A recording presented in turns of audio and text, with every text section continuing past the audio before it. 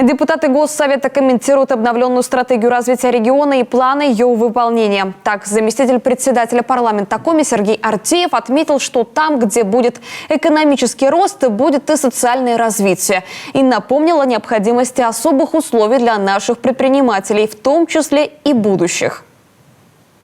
Поскольку мы живем, условно говоря, на севере нашей страны, и нам необходимы сверхусилия для того, чтобы привлечь сюда и бизнес, не всегда наличие недр под ногами создает возможность для их добычи и привлекательной с точки зрения конъюнктуры. Мы видим за последние годы, как меняется ценник на нефть, на газ и все остальное.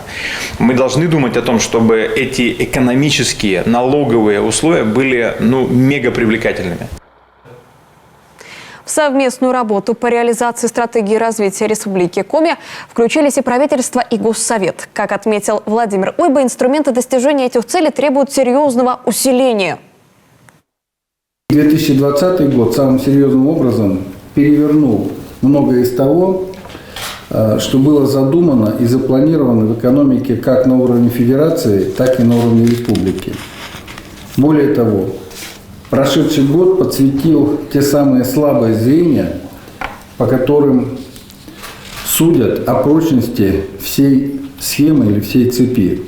И практически по всем звеньям экономики прошлый год потребовал не просто трансформации, а трансформации с очень большим ускорением. Напомним, для доработки стратегии правительство Коми проведет стратегические сессии с муниципалитетами, общественностью, промышленниками и предпринимателями.